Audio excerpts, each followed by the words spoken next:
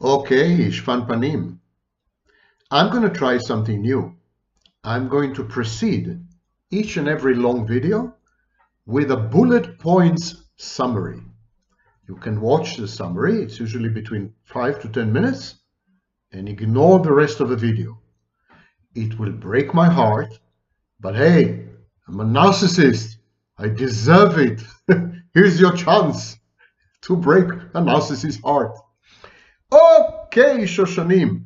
So now the bullet points summary and innovation on this channel, followed by the longer presentation, deeper, with examples, and so on and so forth. You can skip the second part, because the first part captures all the information in the second part without the examples. Narcissists always claim to be victims, and they do so convincingly because they're charming, they're attractive, they have thespian skills, they know how to act, they're convincing, they have cold empathy, they can scan you, they know which buttons to push, they're manipulative, etc., etc.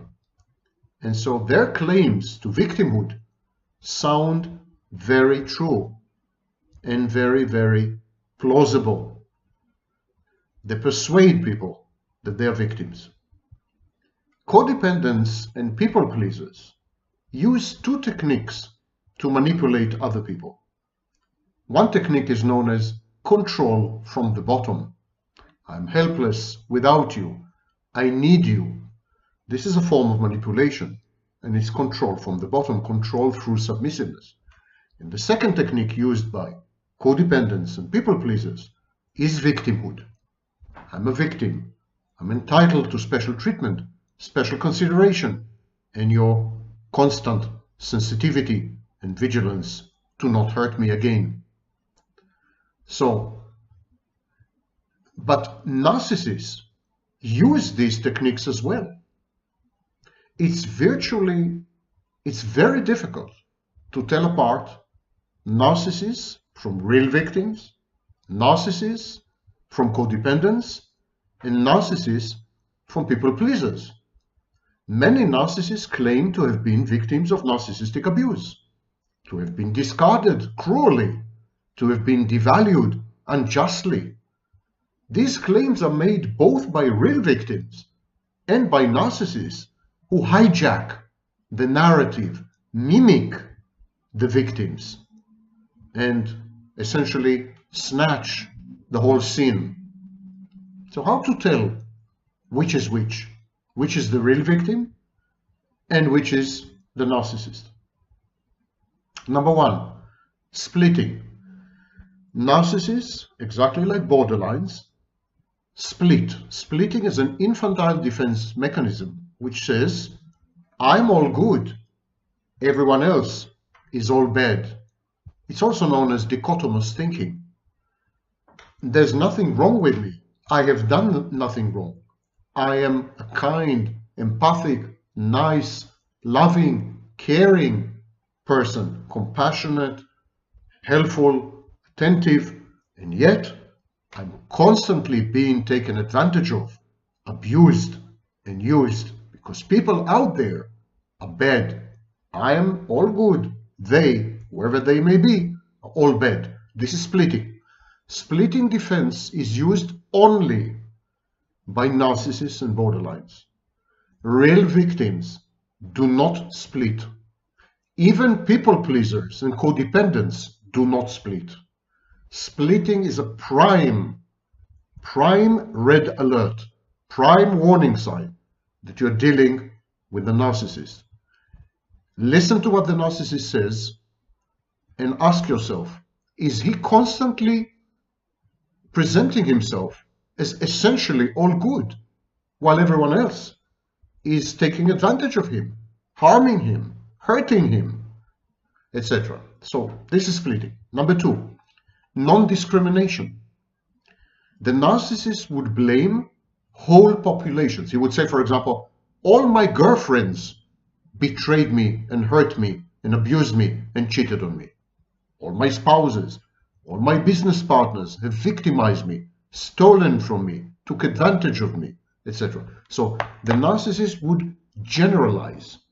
He would generalize to populations. Generalization is a fallacy, is a kind of mental health issue, and it is dealt with in cognitive behavioral therapy. So narcissists generalize. A narcissist wouldn't say, well, this girlfriend was really bad, but this girlfriend was great. A narcissist would say, my girlfriends, as if they all belong to a club or a political party together. You know, my girlfriends did this to me. My business partners did this to me. He would generalize about groups of people, and he would then go on to place himself as the victim of these people. Only narcissists do that. Victims are much more nuanced. Number 3, self-pity. Narcissists, and especially covert narcissists, pity themselves. And they pity themselves visibly, publicly, ostentatiously, conspicuously. It's a currency. Their self-pity is a manipulative ploy to pull at your heartstrings. And so the self-pity and the ostentation that goes with the self-pity, they are coupled with goal orientation. The narcissist wants something from you. If he is on YouTube, he wants your views and the advertising money. Otherwise, he wants to become a celebrity. He wants to have sex with you. He wants to take money from you. He would pose as a victim, a helpless, hapless, innocent, totally innocent victim, just to get you to do what he wants. It's manipulative. Remember, a true victim, a real victim, would never wallow in self-pity, in public at least. He would never do this. And he would never ever couple self-pity with some goal. He would never go on YouTube and pity himself. Next, alloplastic defenses and an external locus of control. A narcissist would blame others for all the misfortune in his life, all his failures, all his defeats, and all the bad turns. It's never his fault. He is never in the wrong.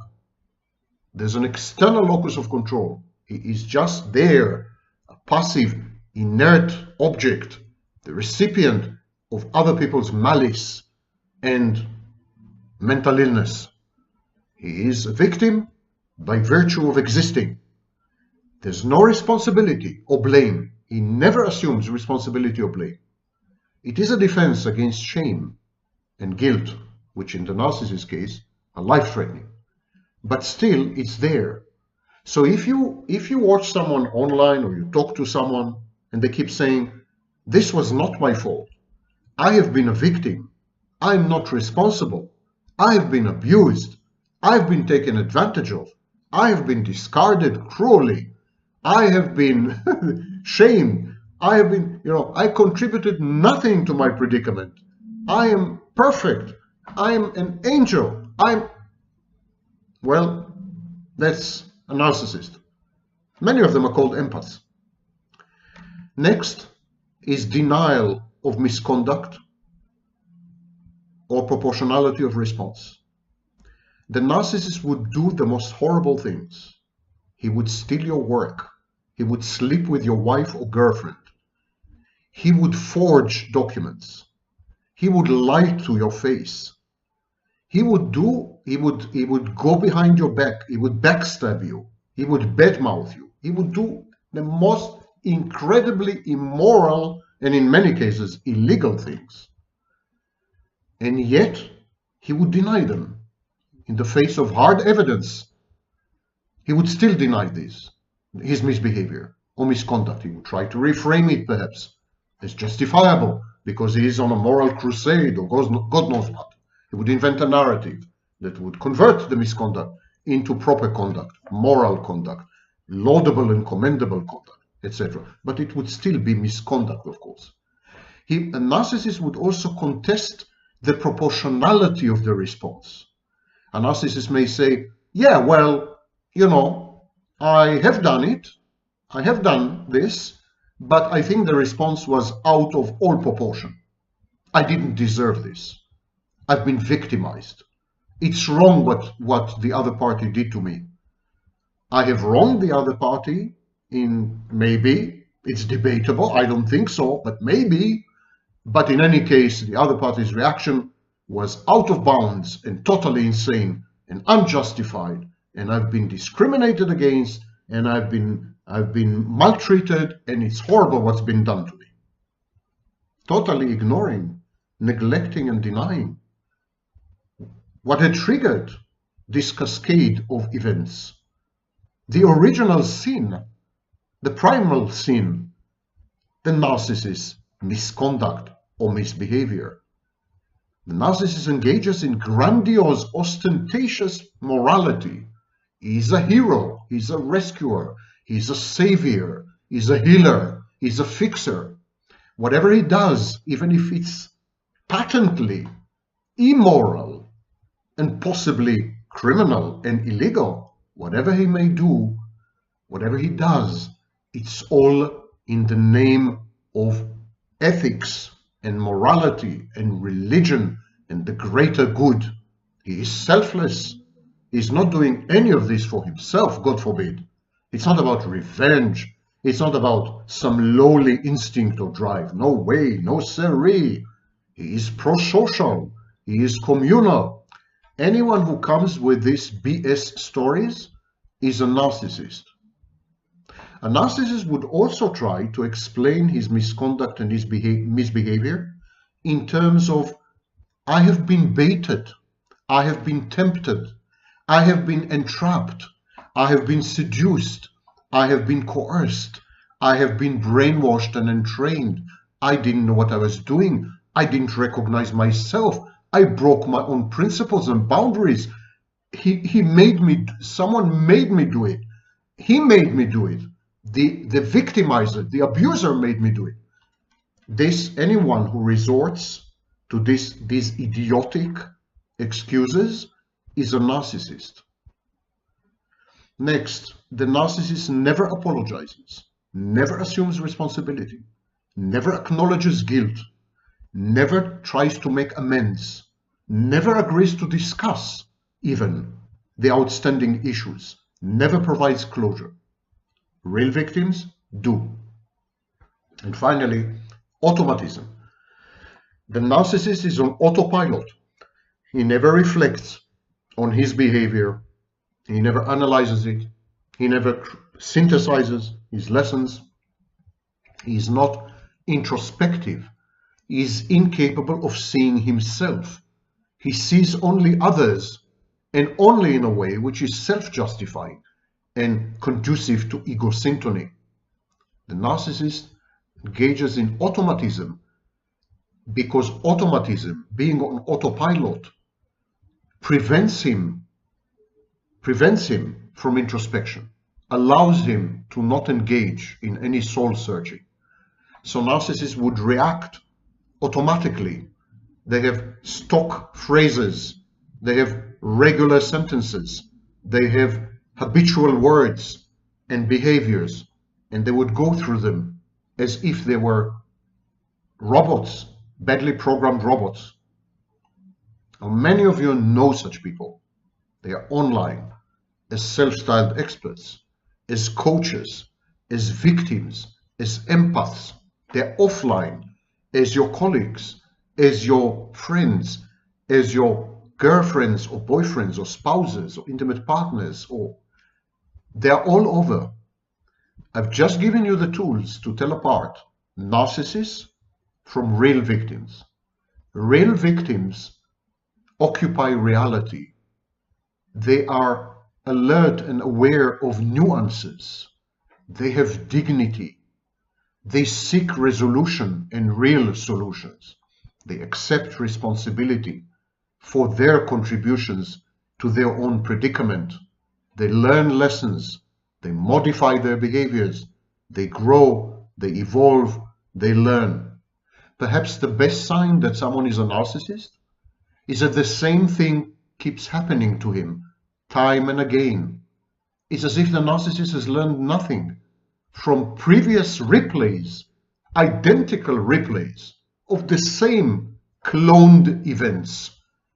A narcissist who goes online and says, I have had 3 girlfriends and they all did this to me. Well, it means you're incapable of learning, you're incapable of growth, you're incapable of evolution and personal development.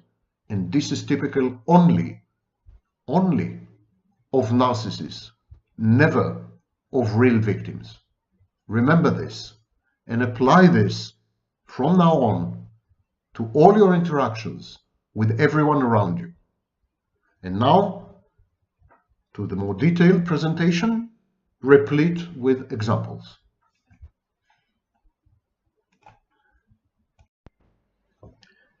Here is something to boggle your mind.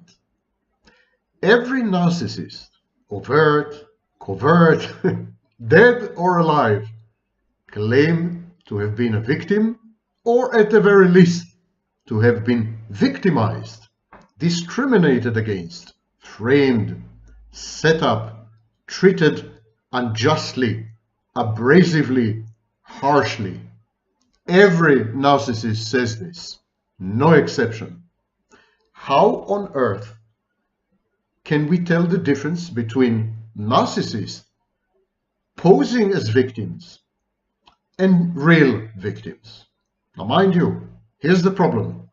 Narcissists truly and honestly perceive themselves as victims. They're not acting, they're not lying, they're not gaslighting, they're not faking.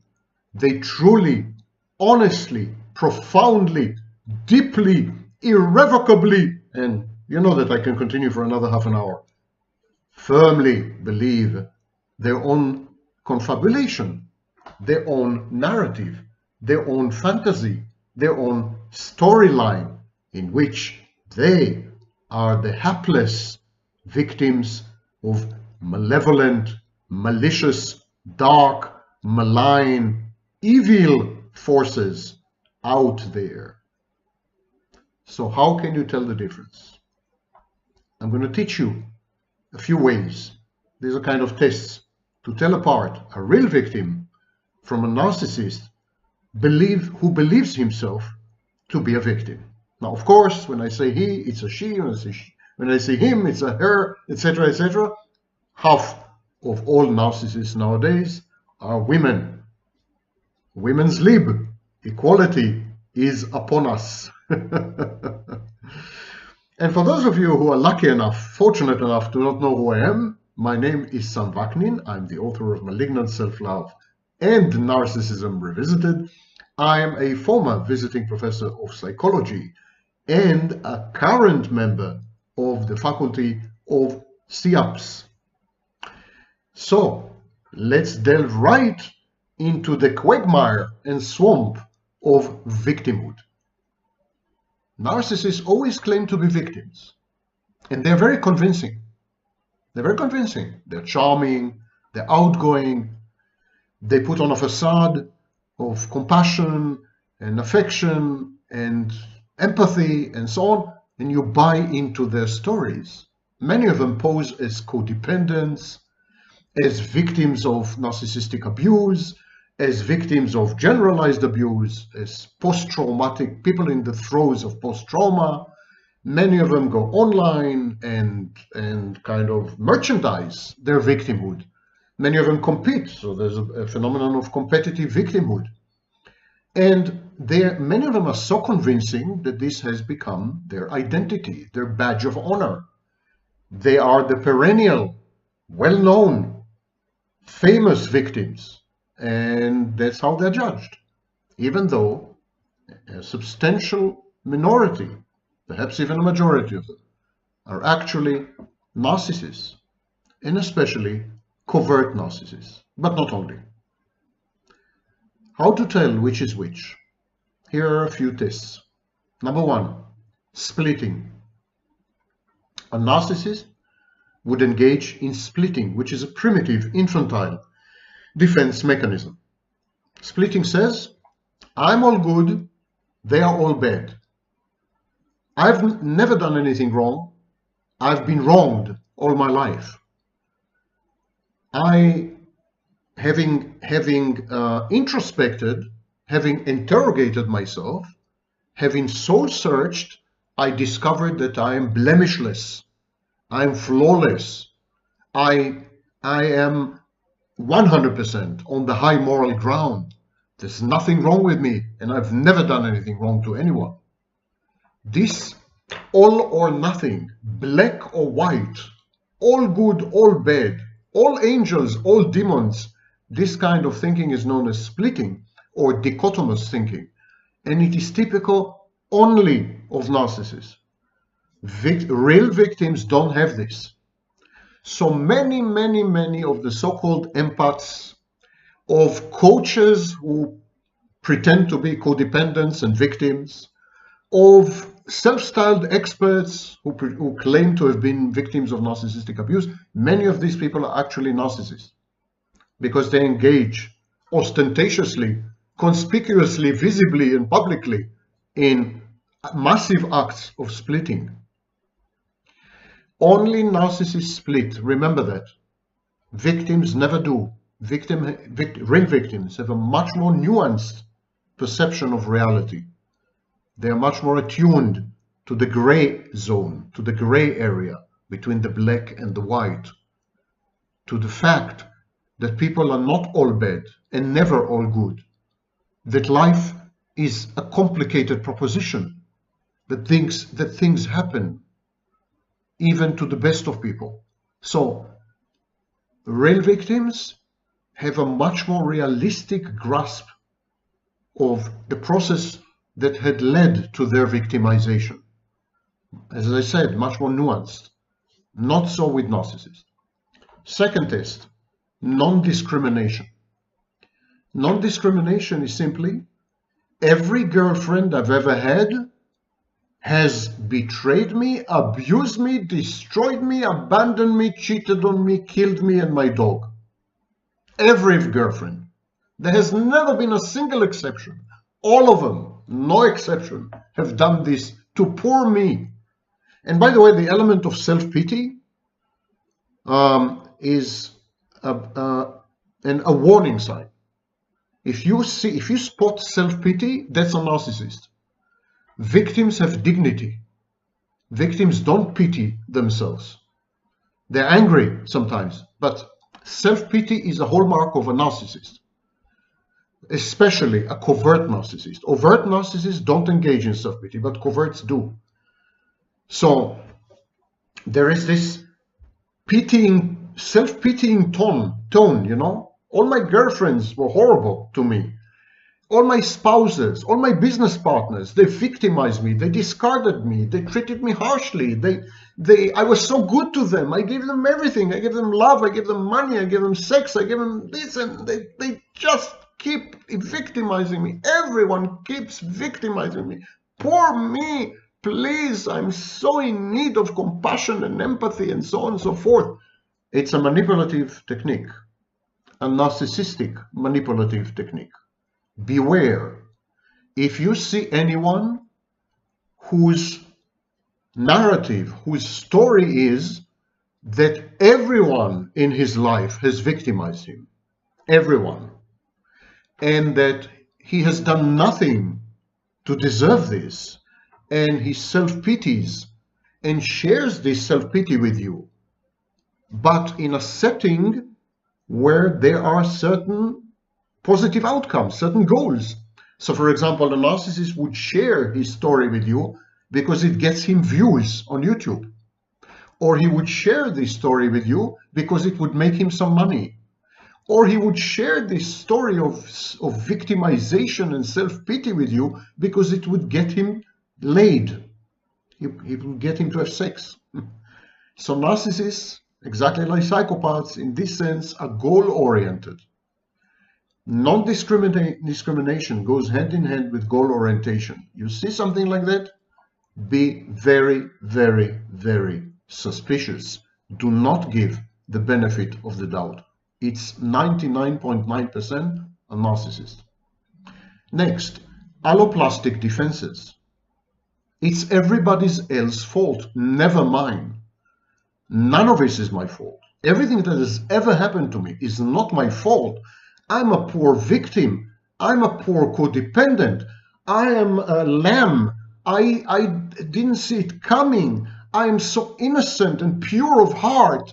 I'm so giving and so caring and so amazing and so loving and so this and so compassionate and so empathic and so warm-blooded and so I don't know what. And you see what they're doing to me? You see, none of it is my fault. I'm not responsible. I contributed nothing to my repeated predicament.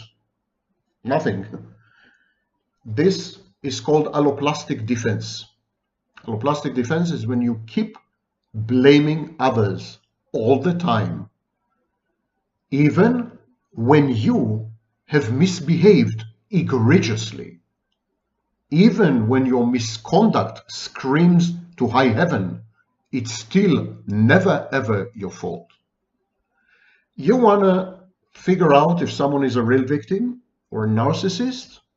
Listen to him. If he never ever says, I'm sorry, I did something wrong, it was partly my fault, I contributed to it somehow, I accept responsibility, accountability, I am learning to recognize myself and my involvement in all this. If he never says, I'm sorry, that's a narcissist. If he never says it's partly my fault, that's a narcissist.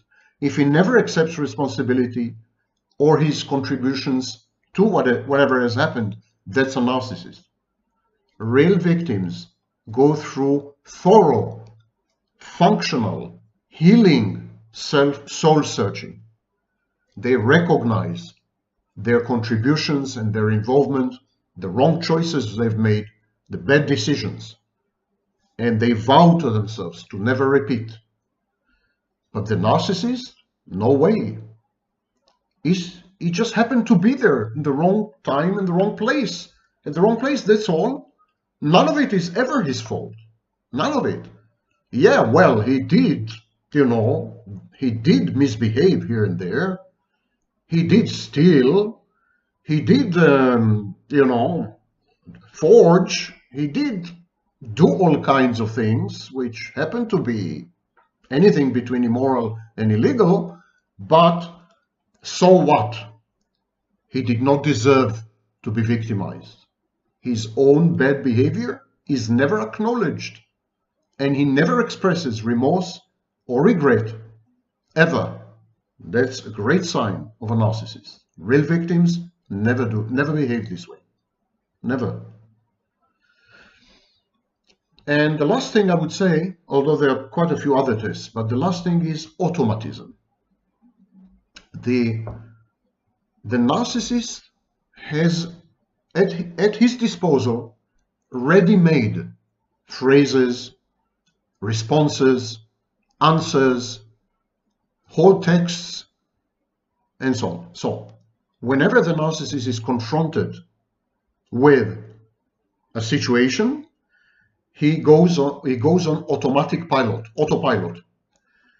So whenever something bad happens to the narcissist, automatically he says, I've been a victim, I've been victimized, I'm codependent, I'm helpless, I'm traumatized, it's not my fault, and that's it. It's automatic. He never bothers to go deep. He never bothers to really think. He never bothers to introspect. He never bothers to analyze. He never bothers to synthesize. He never bothers to truly consult others. He doesn't really consult others. He goes through the motions very often, but in order to self-justify. And he blocks out any information that contradicts his self-justifying alloplastic narratives. It's never my fault. I'm always the victim. I'm codependent. I'm traumatized. I'm helpless.